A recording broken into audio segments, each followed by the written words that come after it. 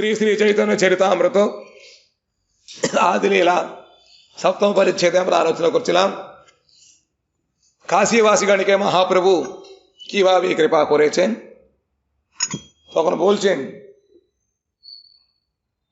বেদান্তে পড়ার অধিকার আমার নাই বলে আমার গুরুদেব ভাগবতের একটা শ্লোকটা সার সার বলে তিনি বারবার বলে আমাকে সেই শ্লোকটা কণ্ঠস্থ করতে বললেন।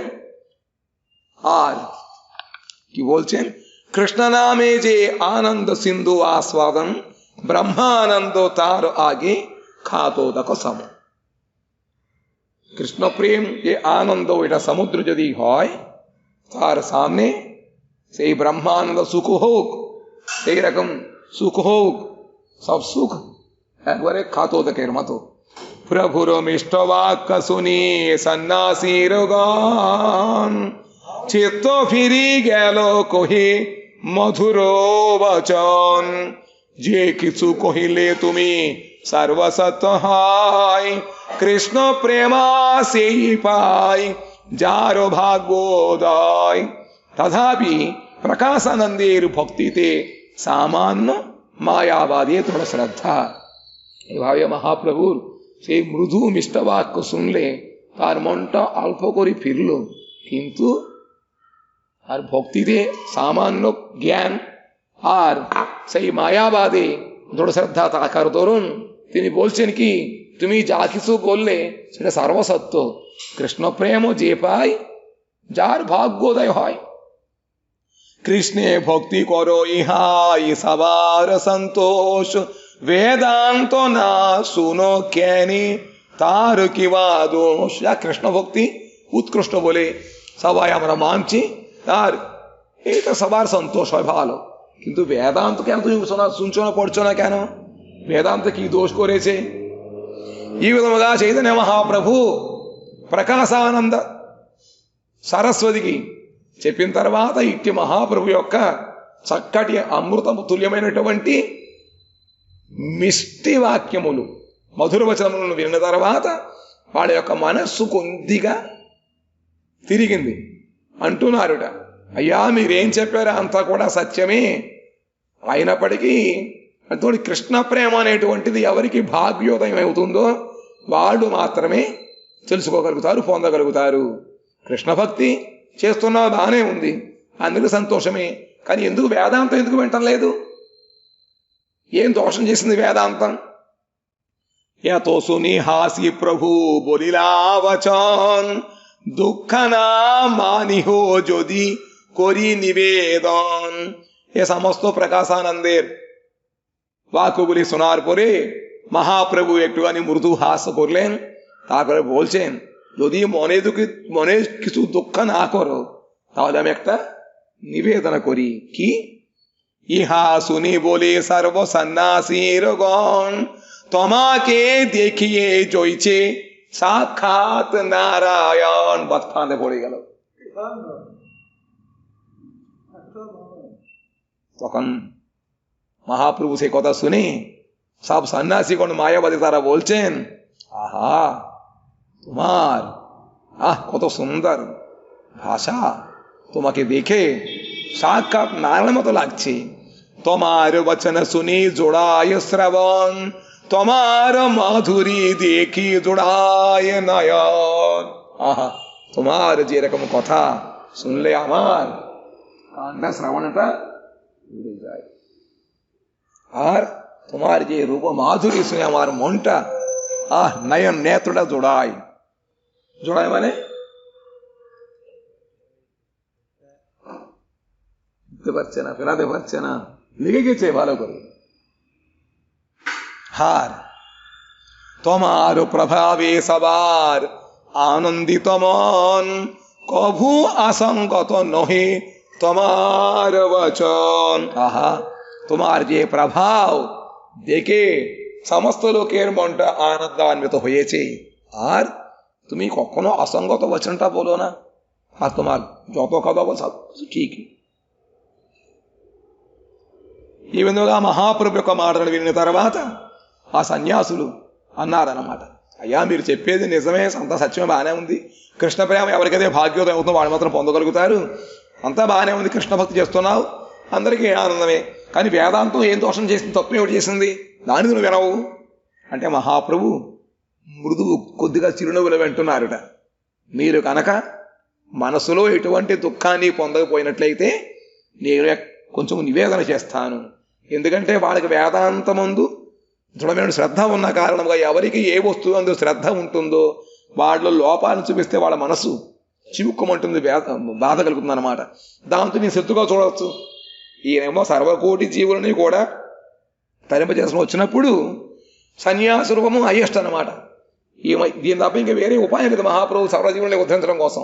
ఇది కూడా కనుక పెడిసిపోయినట్లయితే, అందుకని చెప్పి మీరు కనుక మనసులో దుఃఖం పొందకపోయినట్లయితే చెప్తాను అన్నారు. ఎందుకంటే దుఃఖం కలిగి మళ్ళీ మహాప్రభుని నిందించినట్లయితే అనుకున్నది కాస్త పోతుందన్నమాట. అందుకొని అప్పుడు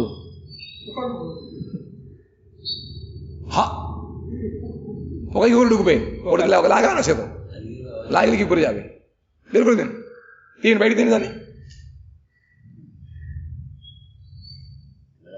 ఇది సుని ఇది విన్న తర్వాత సర్వసన్యాసులు అంటున్నారట, ఆహా మిమ్మల్ని చూస్తే సాక్షాత్ నారాయణమూర్తి వరే ఉన్నారండి.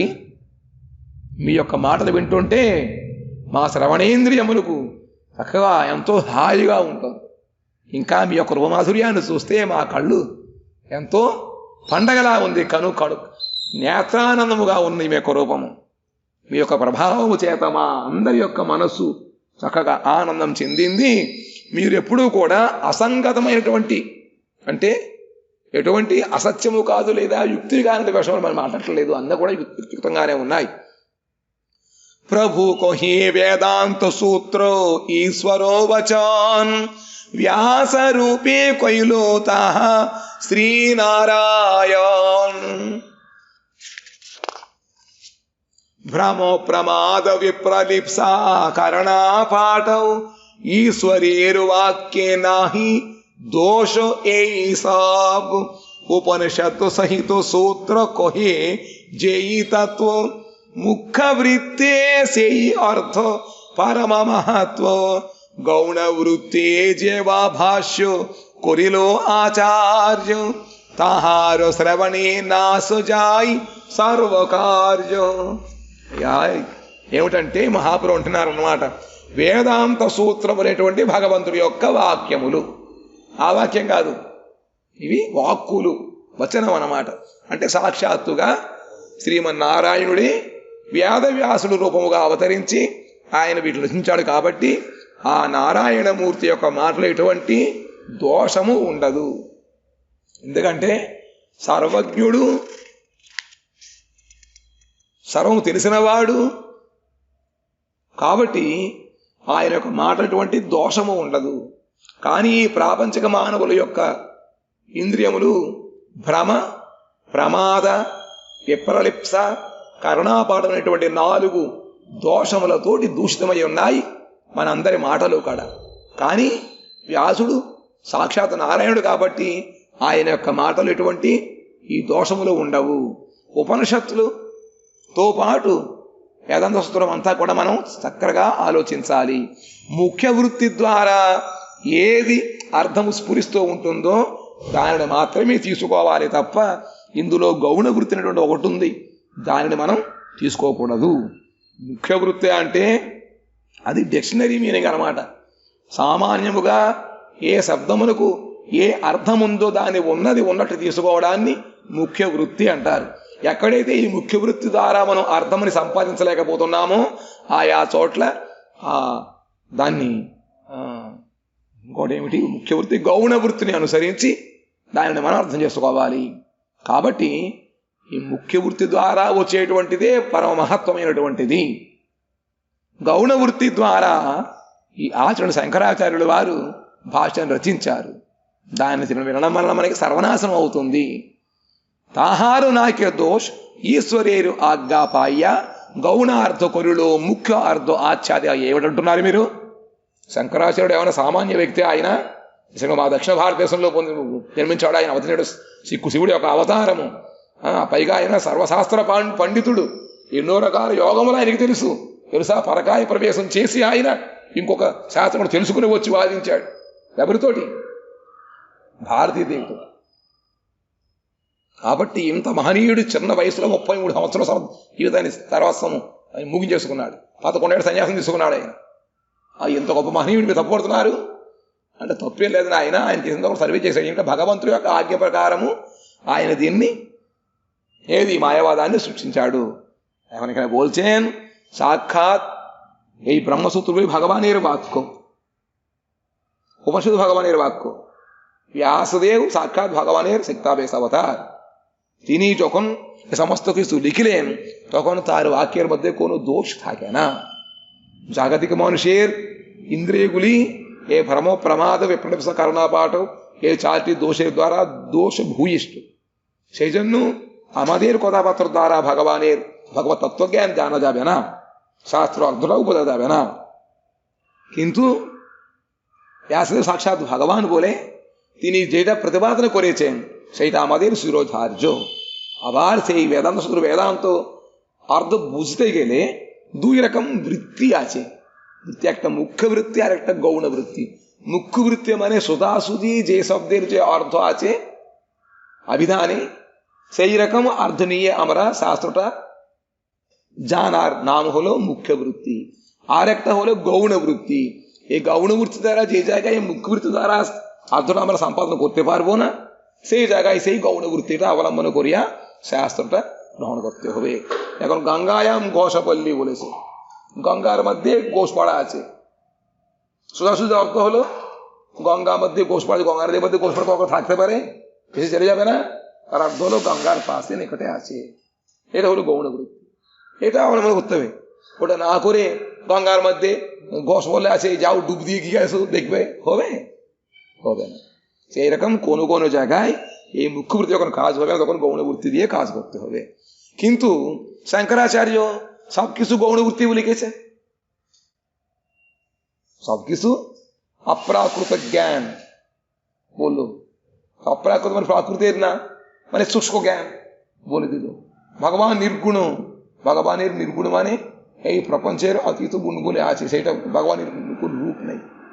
সেই রকম তিনি উল্টো অর্থগুলি নিয়ে বসেছেন। সেই জন্য গৌণবৃত্তে যেবা ভাষ্য করিল আচার্য মানে শঙ্করাচার্য তাহার শ্রবণে নাশ যায় সর্বকার্য। সমস্ত কার্যগুলো নাশ হয়ে যাবে। আপনি যেটা জন্য পাঠ করবেন সেইটা লাভ করতে পারবে না। ওনার কোনো দোষ নেই, কেননা শঙ্করাচার্য সামান্য ব্যক্তি নাকি, তিনি সাক্ষাৎ শিবের অবতার। বিশেষ করে 11 বছর তিনি সন্ন্যাস গ্রহণ করলেন। 33 মধ্যে গোটা ভারতকে ওই বুদ্ধদেবকে তাড়ি দিয়ে এই বেদান্ত স্থাপন করে মায়াবাদরা করলেন। ওইটা একটা মায়া, হিপ্নোটিজম। যারা হিপ্নোটিজম আছে জানো তো, জাদু যেরকম যারা করবে না, চোখটা বন্ধ করে দিয়ে আপনাকে বলবে সামনে সাপ আছে দেখাবে, কিন্তু সামনে কিছু নাই, ওইগুলো দেখায় ওরা। আমার এই সবাই ওই রকমই জাদু কিছু ওদিনে বদনাম আরো বলছেন, জাদু না দেখালে লোক আমাদের কাছে কথা শুনবে কেন? বলতে হবে না। শঙ্করাচার্য এভাবে তাদের উপরে এখন যেমন একটা বিস্তার করেছেন তাতে সবাই সেই জালের মধ্যে পড়ি। মায়াবাদ জাল বা সিদ্ধান্ত, ওর মধ্যে কিছু স্থিতি নেই। কিন্তু ওই তোমার নাকটা, তোমার কানটা কাক ছিঁড়ে গেছে, ওর চুটলো কাকের পেছনে। আরে একটু স্থির হোক, দেখো তোমার কান আগে কাছে আছে, দেখো আছে কিনা, ছিঁড়ে গেছে না, কতটুকু ছিঁড়েছে দেখো।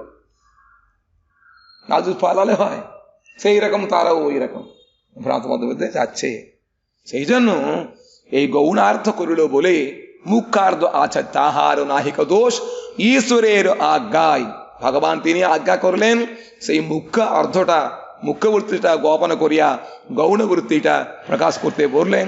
সেই জন্য শঙ্করাচার্য ভগবানের আদেশটা পালন করিয়া মায়াবাদম অসচ্ছাস্ত্রম প্রচ্ছন্ন বৌদ্ধ এই রকম তিনি করলেন। కాబట్టి అది విన్నామా సర్వనాశనం అయిపోతుంది. లాజిక్ బాగా చూపించాడు ఆయన, కానీ అందులో నిజముగా మనం ఆలోచించినట్లయితే లేదు. ఒక ఆయన చెప్పేట నీ చెవి కాకెత్తుకుపోయింది, వెంటనే కాయకాయ పరిగెట్టేట తెచ్చడు. కాకపోతే ముందు కాసేపు చూడసను నీకు చక్కగా కదా ఇలాంటి చేయదు, ఆ చెవి ముందు చూసాను తల పరిగెట్టు. అలా కాకుండా చెప్పాడు పరిగెట్టుకోవడం అందులో.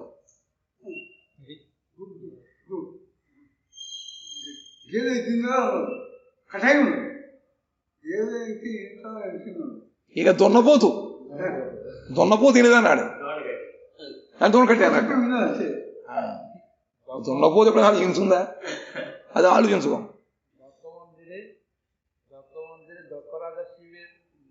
ছাগলের মাথা কেন দিয়েছে? সব গিয়ে দক্ষ মন্দিরে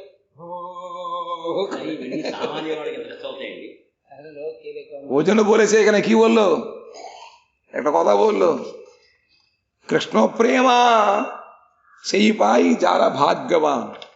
కోటి మహాముని బహునాం జన్మనామంతి ఉరి చెప్పిన శ్లోకం అది. సులభం ఏమిటి? అందుకే స్థలం కూర్చుంది ఏంటి చేయదు. తర్వాత మహాప్రభు ఇవ్వగలడు, నిత్యానంద ఇవ్వగలడు. ब्रह्म शब्दे मुख्य अर्थे को हे भगवान चिदैश्वर्य परिपूर्ण అనూర్ధ్వ సమాన్ చిద్విలాస వైభవమై భగవానీ శృతి ప్రతిపాద్యం. శృతులు ఏం చెప్తున్నావు? శృతులు అంటే ఏమిటి? ఉపనిషత్తులు ఏం చెబుతున్నాయిట?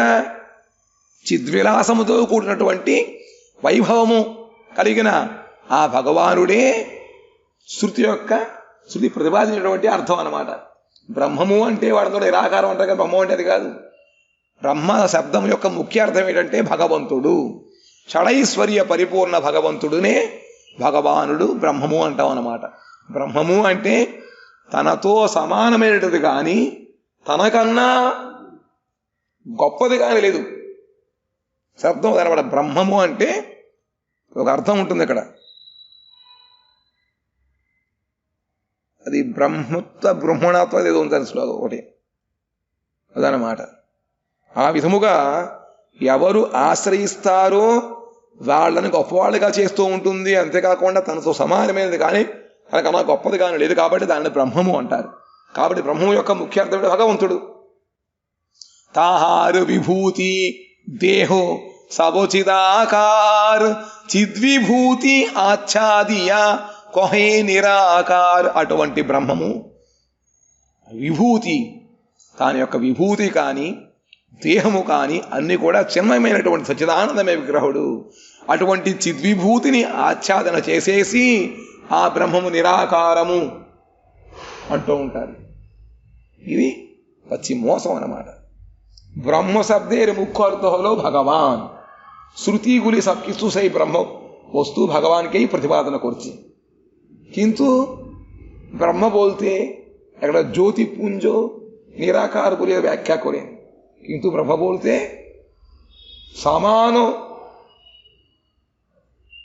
সমানও নেই अधिकও নেই। সেই রকম যিনি তার নাম ব্রহ্ম, সেই সাক্ষাৎ ভগবান।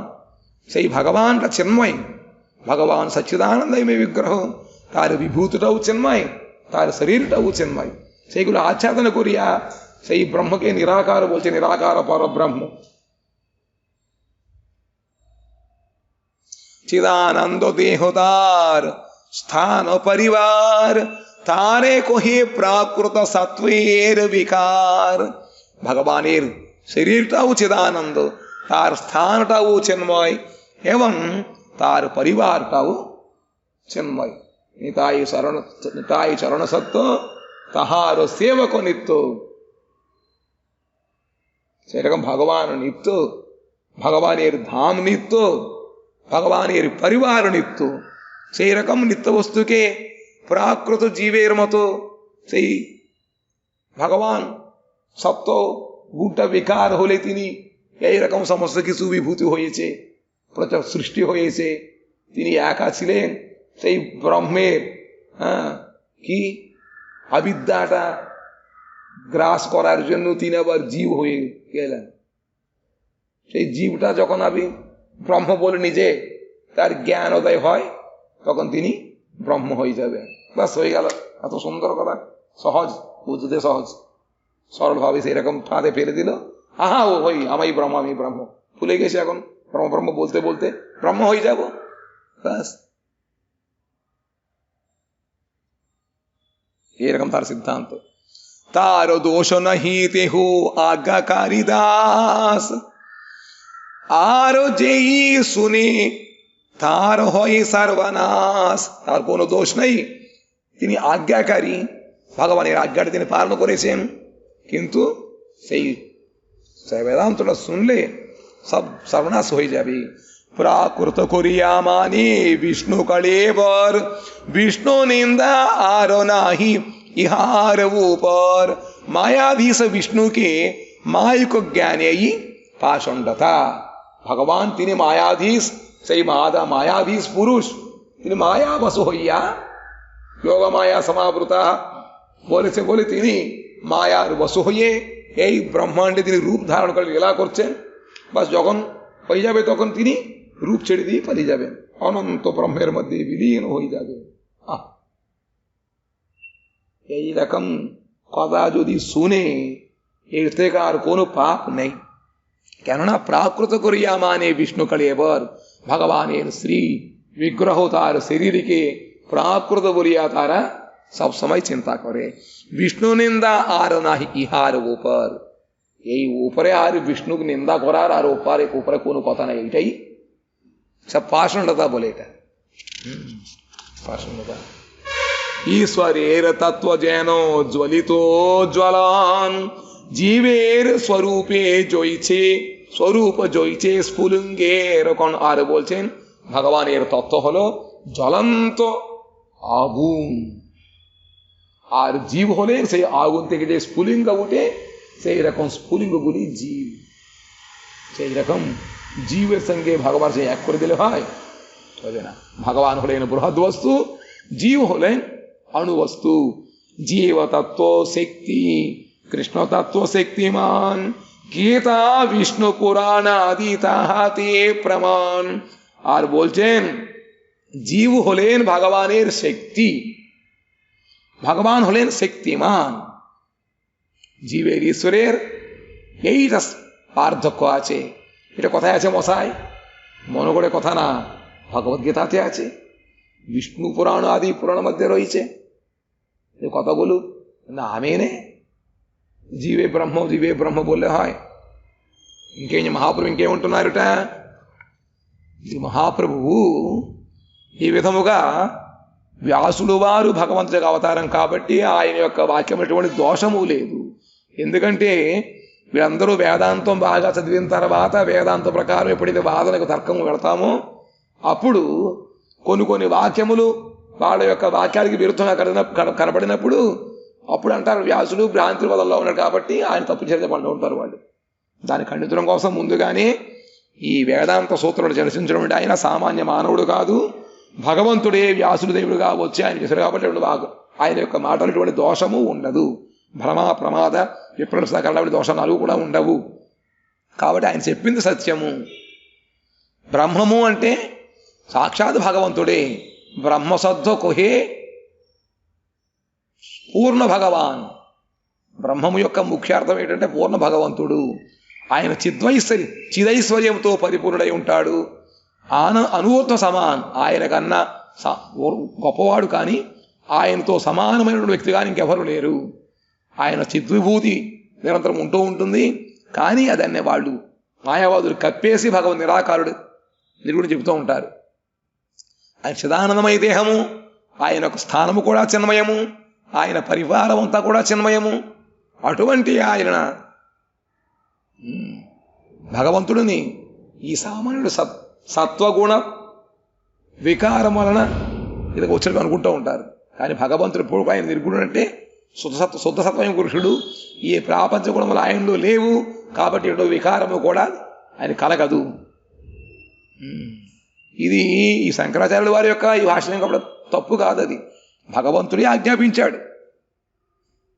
మాయావాద సాధన పచ్చన బౌద్ధ సమ్మతం ఇది మద్విముఖాను కురు, ఇవన్నీ కూడా ఉపదేశించి నా విముఖులుగా చేయమని చెప్పి భగవంతుడు ఆదేశించాడు.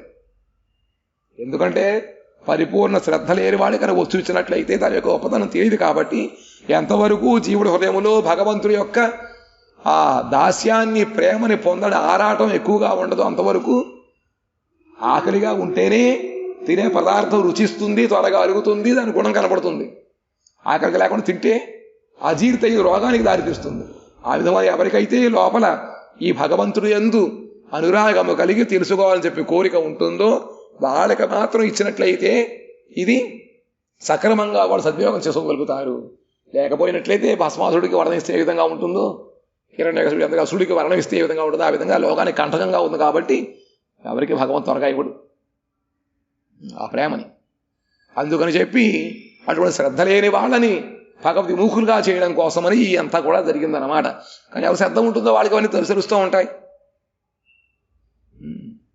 ఇంకా ఎవరైతే భగవంతుడి యొక్క ఆ చిన్మయ శరీరాన్ని ప్రాకృత కలేబరముగా అనుకుంటూ ఉంటారు, రక్తమాంసమైనటువంటి కర్మమయ శరీరముగా అనుకొని భగవంతుడు ఎందు ఈ గాంధారి శపించిందను, లేకపోతే రామాయణంలో వాడెవడో వాలిని భగవంతుడు చెట్టు చాటు నుంచి వధించాడు కాబట్టి దానికి ఫలితముగా ఇప్పుడు కూడా ఆ ప్రభాస క్షేత్రములో భగవంతుడు పడుకుంటే ఆ వాలి బోయబోడిగా వచ్చి కొట్టాడని చెప్పి రకరకాల లింకులు పెడుతూ ఉంటారు. భగవంతుడికి కర్మ సంబంధమైనటువంటి సంబంధం ఇప్పుడు భగవంతుడికి ఉండదు, యదృచ్ఛగా జరుగుతూ ఉంటాయి తప్ప అవన్నీ మనం ఆపాదించామా మనకి దోషం అవుతూ ఉంటుంది. కాబట్టి సిద్ధాంతం బాగా చక్కగా తెలుసుకొని భగవంతుడు ఎప్పుడూ కూడా ఆయన పరిపూర్ణుడు, నిష్కళంకుడు, నిర్వికల్పుడు, చక్కటి దివ్య గుణములు కలిగిన వాడు. ఈ కేసరుడి ప్రాకృత గుణములు ఏవి కూడా ఆయనకి అంటవు. అటువంటిప్పుడు వాడు శాపన తగులుతుందిట. గాంధారి చెప్పింది కాబట్టి కృష్ణ యాదవంశం అంతా ధ్వంసం అయిపోయింది. ఏమి లింకులు పెడుతూ ఉంటారు. ఇది ప్రాకృత బుద్ధి వాళ్ళు ఉంటే ఉండొచ్చు, కానీ శుద్ధ వైష్ణుడు ఇప్పుడు కూడా వీటిని ఒప్పుకోకూడదు. ఒప్పుకుంటే భగవంతుడు కర్మాధీనుడు అయిపోతాడు. కర్మాధీనుడు అయినా నువ్వు ఎప్పుడైనా అన్నావో అప్పుడు భగవంతుడు చరణాన్ని అపరాధం కలుగుతూ ఉంటుంది. దాని తర్వాత భక్తి ఇంకుపోయి అప్పుడు భక్తి ఎగిరిపోయి నేనే బ్రహ్మణుడు స్థితికి జారిపోతాం. కాబట్టి ఆ శుద్ధ భక్తులను మనం రక్షించుకోవాలి అంటే చాలా జాగ్రత్తగా వైష్ణవుల ముఖత భాగవతాది శాస్త్రం వినాలే తప్ప మిగతా చేస్తే మనం గోవింద గోవింద. కాబట్టి ఎవరైతే భగవంతుడి యొక్క శరీరమును అప్రాకృత జన్మయ శరీరాన్ని ఈ ప్రాపంచిక కళేవరము అనుకుంటారో దానికన్నా ఇంకా మించిన దోషము లేదు. ఈశ్వరేణ తత్వజన భగవంతుడు ఈశ్వరుడు నిరంతరము ప్రజ్వలించేటువంటి అగ్నితో సమానం. అలా అనుకున్నట్లయితే ఆ అగ్ని ద్వారా కొన్ని నిప్పు నెరుసులు పుడుతూ ఉంటాయి. ఆ నిప్పు నెరుసులు అణువులన్నీ కూడా జీవులు అన్నమాట. అందుకనే చక్కగా మనకి ఉదాహరణ ఇచ్చారు. ప్రకాశించేటువంటి సూర్యుడు శ్రీ భగవంతుడు, ఆ సూర్య కిరణ స్థానములు ఈ జీవులు. జీవుడేమో భగవంతుడి యొక్క శక్తి, భగవంతుడు శక్తిమానుడు. కాబట్టి భగవంతుడి యొక్క అధీనంలో ఉండేటువంటి ఈ జీవులందరూ కూడా అనుపాత్రముగా ఉంటారు. కాబట్టి త్వరగా మాయ ద్వారా ఆక్రాంతులయ్యేటువంటి స్వభావం ఉందన్నమాట.